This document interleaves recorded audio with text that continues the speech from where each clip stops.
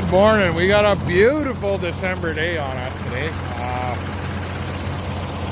4th, 5th, 6th, somewhere around there. It's the first Friday in December. And we're picking up some of our fertilizer. So we have 4 of these Concept 1620Fs. I really like these bins. They're just beefier. And overkill's underrated in my book. So as it stands right now, Dad has half of his scheduled for pickup in December, half in January. I am pretty much all in January. We don't have enough room on the farm for everything that we need, so we're going to focus on probably getting all of the canola up here, the canola blend, so that if there is a shortage of, say, urea or something, it's at the end of the season, and we sow canola at the end of the season. And if we have to pick up anything, it'll be wheat, or I guess Durham seed cereal blend. I shouldn't have said seed, but our cereal blend. And we should be able to probably have, I'm thinking, one of these, possibly one of those, and we have 2 bins down at my uncle's, another one of those, and that bider. So we should probably have about 60 to 70% of what we need on the farm, which would be good. Sounds like it's getting empty.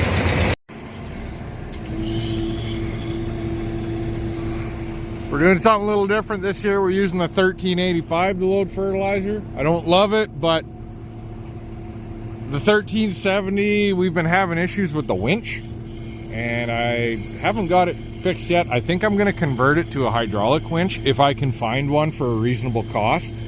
It's got the Cramble electric one. The power swing works fantastic on it. The winch has been ignorant for the last couple of years. The beauty about this one is that we still have, well, we have the never spill spout on there, and I've got it rigged so that if this light I can turn on and off as well. It turns off one that points at the spout. There's one on here that actually points straight down, but I have it set up so that I usually turn that light on. Just, I can flicker on and off. Hopefully I'm pointed. I have no idea where I'm pointed at. But if I know that light's on, I know there's power to that never spill. So that's going to be nice rather than sitting up on top of that, getting dusted right out. Dad's trucking with the tandem. His load should go, and then probably about half of my next one should fit. And then we'll have to move to the open bin.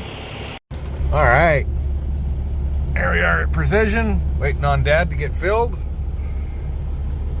It's really nice to not have to wait in line very much during the season. Ooh, look at that, that was good timing. I just pulled in. It's really nice. It was really nice when we had just Dad and I. So I was pretty much running circles. And if they're, like, I would be trying to spray, trying to roll land or harrow, and do the logistics as well. And, I was pretty good at keeping up. But then if there was ever a big lineup here, or the plant went down, or there was a shortage, my day was kind of screwed. So now that we can have the bulk of ours on farm, I would like to get to the point where we have all of it, and I'm leaning towards doing something different where we're just getting bulk urea and then having a starter blend and then have seed. So we might need maybe a 3 compartment would be perfect, or maybe one of those side draw tenders. I don't think we're at the size where it makes sense for us to use like a conveyor with a onboard conveyor. That would be sweet. That would really speed things up, but I don't think it speeds it up to the point where it's cost efficient. More cost efficient for us to have it than to not. But it would be really nice to have just a bunch of urea so that we're not having to keep bins as separate, and then maybe a starter blend or two. And then obviously got to have another blend for if we're doing pulses as well. But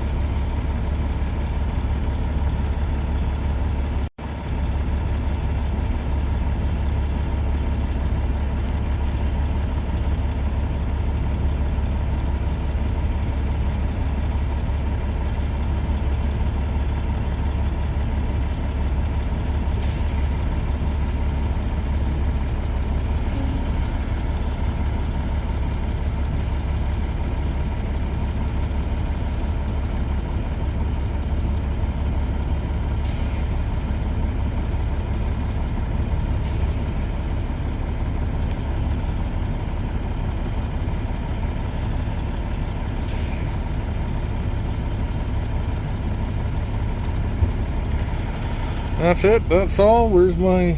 It's in my pocket.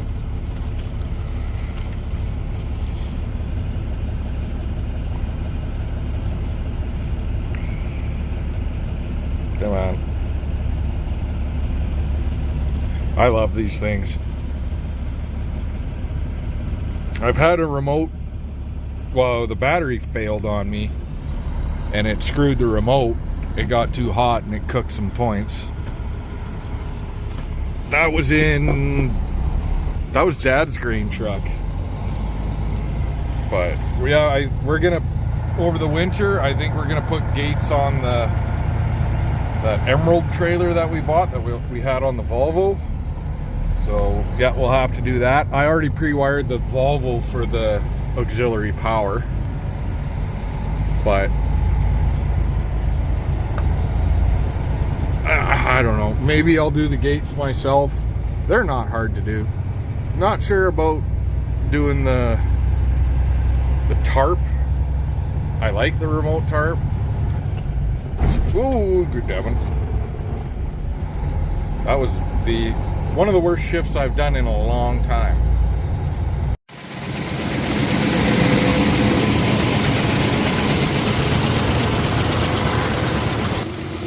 I've taken 2 and Dad's taken 2 into here, so that should be about 90-ish ton, maybe 93. So I should probably only need 10 ton out of this to fill this bin. I don't know if it'll quite make it to that peephole. I did sink the auger in a little lower than I probably should, but it's gonna be half a ton difference, or well, maybe 1. But double check that my light is on so I don't break a shear pin. Right there.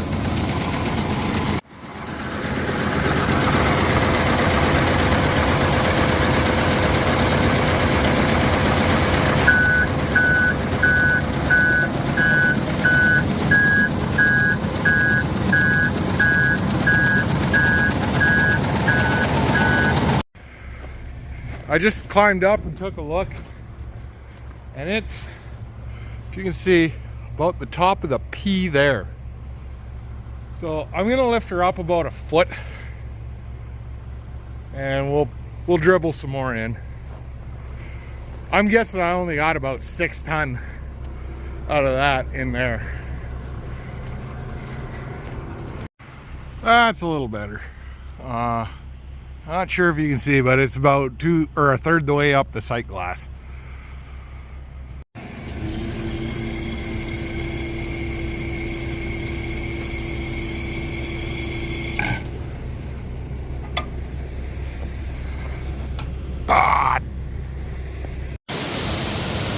And in she goes into this one. We usually put kitty litter inside the neck, an inch or two's worth, just to prevent, like, you're probably going to draw some moisture in there. That's what fertilizer does. It's designed to react, and it's a catalyst with water. Or sorry, water is a catalyst with fertilizer. So it's kind of naturally attracted. At least if it gets in there, the kitty litter is kind of easy to break apart. Versus, you know, partially wet and then dried out fertilizer can turn into concrete. Dad still has some canola in this bin. This guy's empty. Look at that beautiful day. Jesus.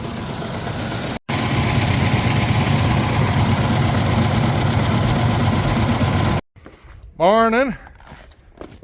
And it's winter. So, as always, winter comes with its own problems. We seem to have a leaky tire on the semi. We were just about to, on the Freightliner. Zach was just about to fill, and he noticed it. We did the same thing about a week or 10 days ago. And it's like, ooh, you know, it's getting soft. And then it held for the kind of a week, and then, I don't know. So we got a slow leak. We're taking her in to get checked out. This guy, despite being plugged in and the block heater being warm, not scorching hot, I might pick up a fresh one. I don't know, it was a real tough start this morning. And it's, you know, minus 15. We'll put this puppy on it. And I'm getting kind of marginal readings. So these are supposed to be 900 cranking amp batteries. To me, that one looks like about 500 or 600.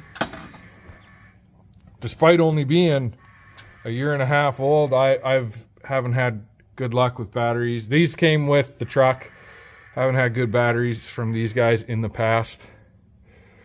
So I'm going to take these off, and I'm going to take this in, and we're going to go load test at the auto shop. He's got a real good one, and we'll see how they all stack up. I just got to make sure I really shouldn't have any reason to confuse any of these wires, because it's like black, red on the end, black. This is the only one, and it's really not that important because that's the auxiliary power. So anyways, we'll get these all ripped out and thrown in the old Dodge, and we'll rip into town. I think I just heard Zach drive by. Yeah, we got the tire fixed over there. Yeah, it sounds like he's pulling in. Definitely.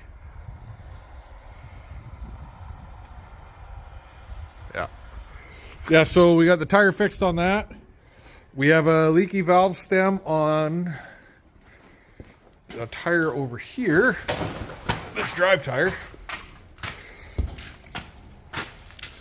Still got a bit of a leak there, eh? Oh, right. I forgot. It's gonna leak now. We topped off the oil. It's got a spot where it likes to leak just a little bit when it's overfilled. Not overfilled, filled at like the top of the zone. I got all new batteries in. We want to see if the oil pan heater's working. It's been plugged in for an hour. You'd think it'd be warm by now. Yeah, it's way back there. I'll have to get the old sleeper out. And I think we're going to have to do a makeshift winter front in this thing too. Possibly cardboard. And yeah, Zach's going to fuel that guy up. We had the pressure relief valve fail on this thing. And the O-ring in the old quick check is no good. So yeah, we got a lot of wintry things happening. Well, some days are just a battle. For some reason this belt got turned over and started tearing itself apart.